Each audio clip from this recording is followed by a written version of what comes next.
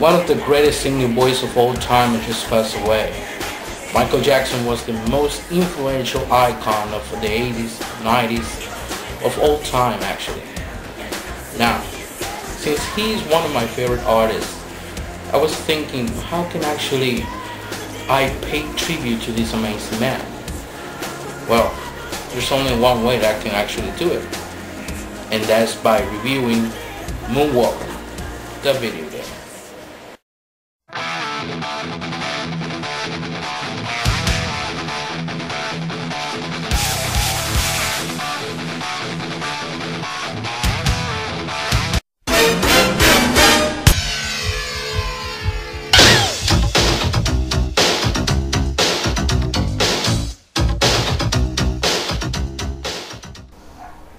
I bet that you thought that I was going to review MOONWALKER for the Sega Genesis or the Sega Master.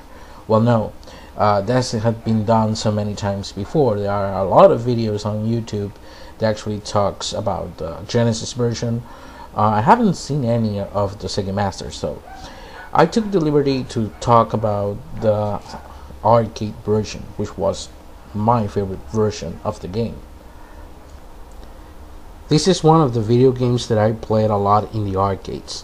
When I went to the arcade, there were a number of games that I loved to play every single time I went there, but this is one of them. One of the things that made me play this game is the fact that I was a big fan of Michael, I still am, but at the same time it was the gameplay, the looks of the game, to be able to play as Michael in a futuristic world blended with gangsters of old Chicago. Now that was cool. So let's take a look into the gameplay and a few of the stages that this game has. Okay, let's go in. MOONWALKER, the video game, was released in 1990 by Sega. It was released on arcades, the Sega Genesis / Mega Drive, the Sega Master System, and the Sega Game Gear. Other versions of the game were made at home computers.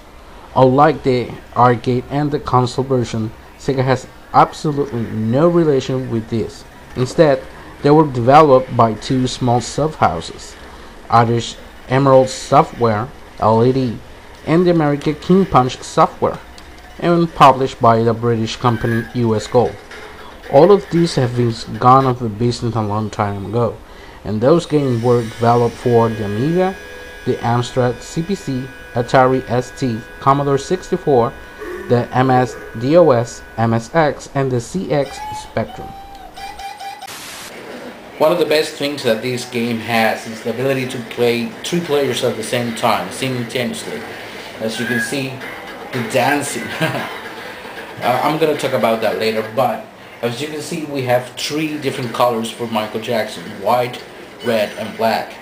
If you put your quarter on the right side of the arcade game, you will get the black suit. If you put it in the middle, you have the red suit, and if you put it on the left side, you actually have the white, which is the regular suit for Michael Jackson.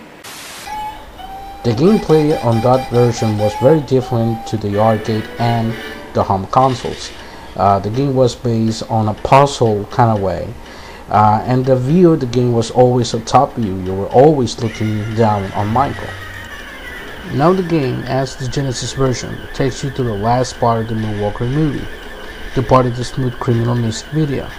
Now, the concept of the game is the same as the Genesis: save the kids, fight the bad guys, and save the world, while you dance your way out of trouble.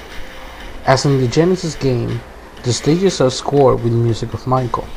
The arcade game was developed by Sega with the help of Michael himself, which was released on the Sega System 18 hardware.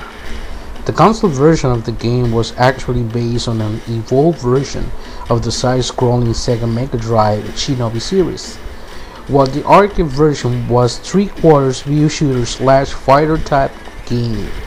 The console version features only Katie's, while the arcade version includes all 3 children that had been kidnapped by the evil gangsters.